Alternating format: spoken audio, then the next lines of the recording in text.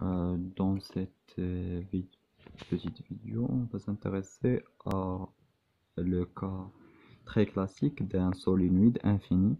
Un solénoïde, c'est un enroulement d'un fil parcouru par une intensité de courant I, un enroulement très lent. La longueur doit être très grande devant le rayon des enroulements. Généralement, les solénoïdes, à l'intérieur des solénoïdes, on ne trouve pas l'air, on trouve une, un matériau ferromagnétique. C'est ce qu'on va dire à la fin de la vidéo. On se propose dans cette vidéo de calculer le champ magnétostatique créé par ce solénoïde-là en tout point de l'espace, c'est-à-dire sur l'axe, à l'intérieur, à l'extérieur aussi, en utilisant bien sûr le théorème d'Ampère, car le solénoïde c'est infini. Toujours lorsqu'on a une distribution infinie, on utilise les théorèmes d'Ampère ou de Gauss, alors que si on a une distribution finie, on utilise la loi de Biot et Savart en magnétostatique ou la loi de Coulomb en électrostatique. Pour ce faire, on va suivre les mêmes étapes. La première chose, c'est le système des coordonnées. Le solénoïde, c'est un cylindre, donc on va choisir les cylindriques. Pour les tracer dans la figure, le premier c'est Z, c'est l'axe. Le deuxième c'est ER, elle est toujours perpendiculaire sur l'axe OZ et vers l'extérieur du cylindre de la distribution considérée.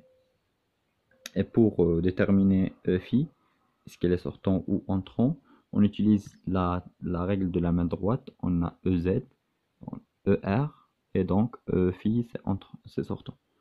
Donc E phi c'est sortant. Maintenant, l'étude de la symétrie. Le plan qu'on a ici, le plan ER, EFI, c'est un plan de symétrie. Le plan MER, EFI, c'est un plan de symétrie. Donc le champ est perpendiculaire à ce plan-là. Donc le champ est perpendiculaire à ER et il est perpendiculaire à EFI. Donc le champ en P, c'est en M, c'est suivant EZ. Pour l'étude de l'invariance, on a une invariance par translation, car c'est infini, c'est un cylindre infini. On a une invariance par translation, et on a aussi une invariance par rotation, par translation le long de Z, et par rotation autour de Z. Donc le champ dépend de R et suivant EZ. Pour le contour d'Ampère,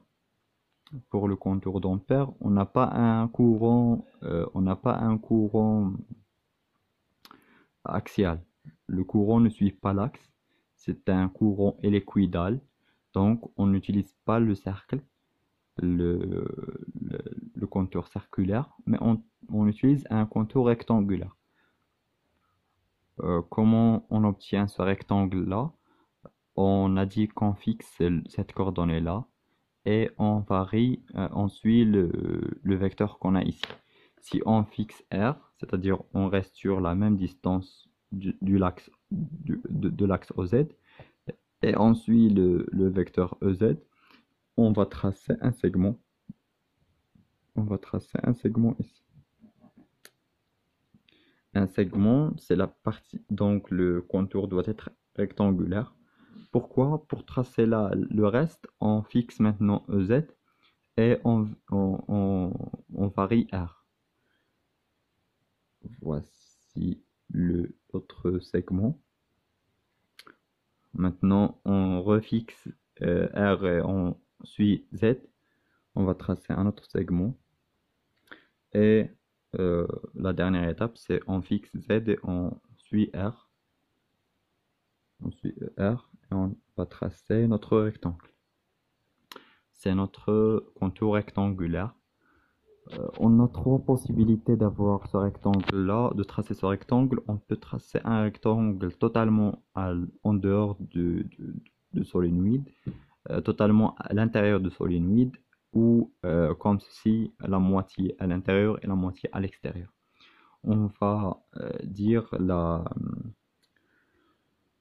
l'effet de chaque, euh, de chaque choix. On va choisir une orientation, c'est A, B, C, D. Pour juste simplifier l'étude, on va noter chaque point avec une lettre.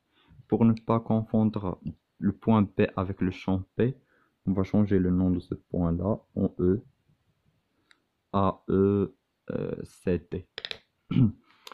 Euh, donc, l'intégrale, la première partie du théorème, c'est PDL. On va la diviser sur les quatre morceaux. On a une intégration entre AE, entre A et E, B c'est P de R, EZ, alors que DL, DL c'est DR, car c'est parallèle à ER, donc c'est DR, ER. Est-ce que c'est plus ou moins? On a la direction de AE, c'est l'inverse de ER, donc on va mettre ici un moins. La même chose lorsqu'on a de E vers C, c'est plus l'intégrale de EC, B de R, E, Z, toujours, scalaire, de E vers C, c'est la direction c'est EZ, donc c'est DZ, EZ. Alors que ici, on va mettre plus la troisième intégrale, c'est de C à D, B de R, EZ, scalaire, DR, ER. Cette fois-ci, CD, le vecteur CD, c'est avec ER, donc on aura plus. Plus la dernière intégrale, c'est l'intégrale sur DA de B de R, sur DA, B de R, c'est toujours suivant EZ, scalaire, DA, c'est moins DZ, EZ. Dans cette intégrale-là, on a EZ scalaire ER, c'est 0. La même chose ici, c'est 0. Il nous reste juste C2. Sur C2, on a la même longueur. On intègre du DA ou de ERC. C'est la même longueur qu'on a ici. Cette longueur, elle est notée L. Donc, on aura l'intégrale sur Z. Donc, on va faire sortir le P de R fois l'intégrale de dz entre E et C, c'est L, moins cette intégrale-là, c'est la même P de R fois L. Si on laisse l'intégrale comme ceci, on aura 0, car la même expression. Mais le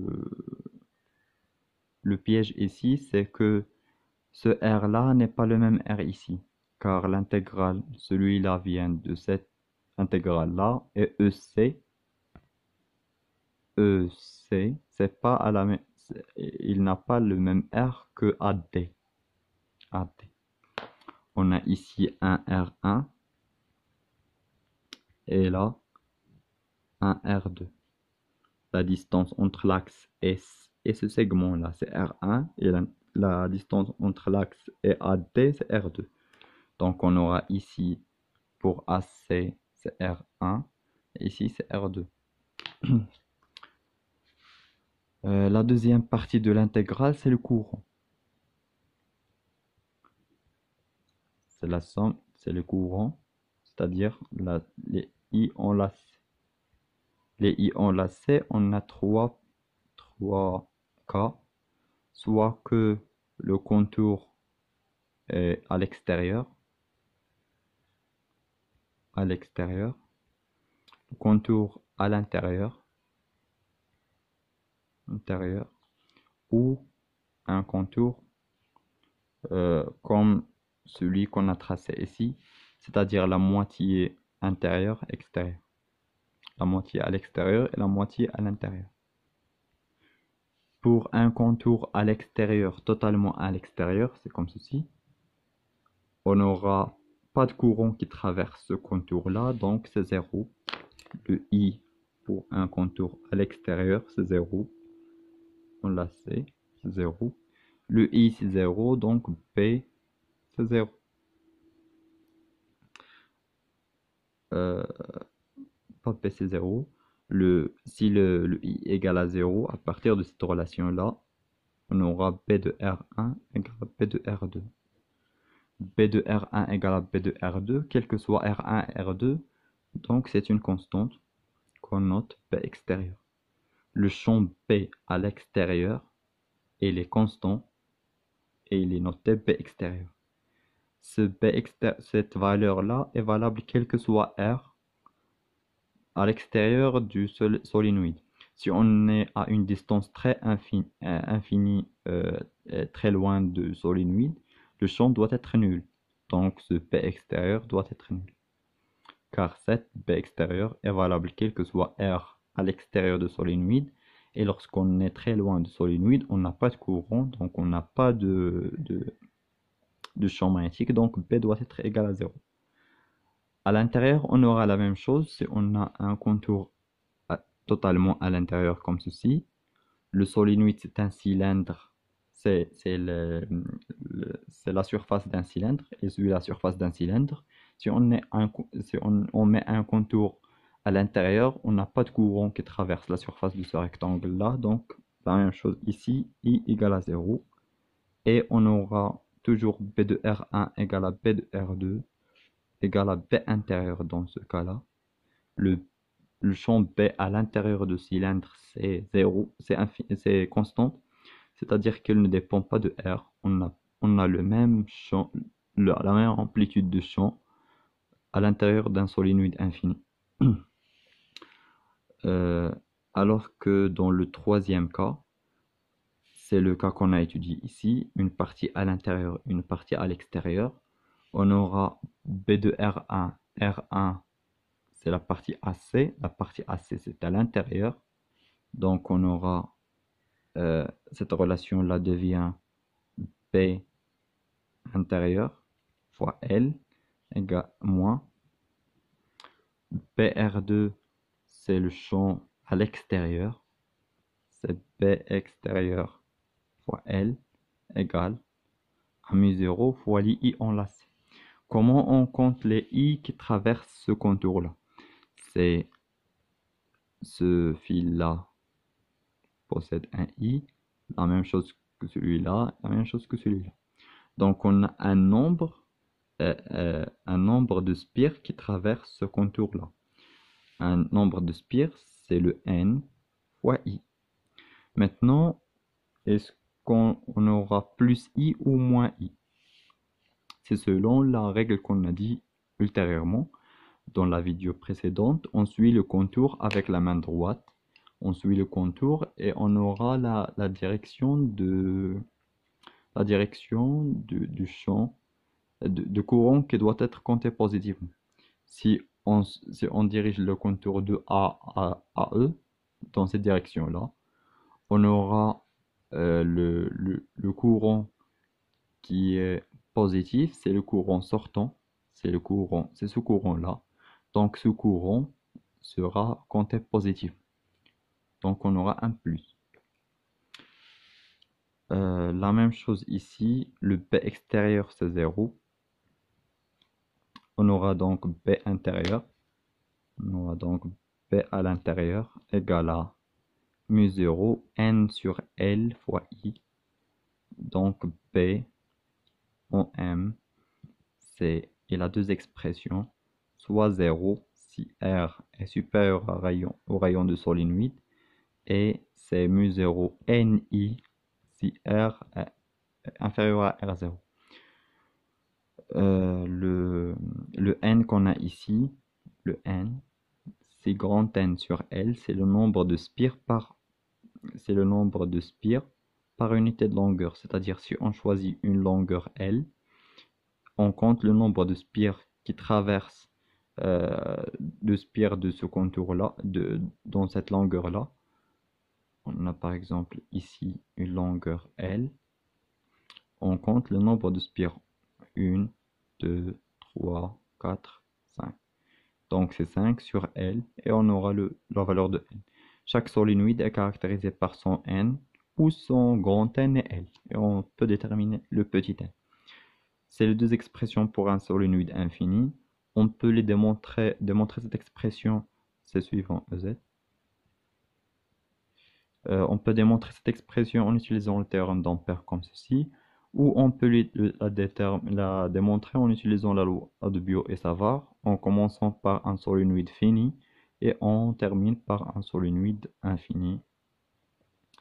Mais c'est une étude un peu très lente. Généralement, on utilise le théorème d'Ampère. C'est l'étude d'un solénoïde infini.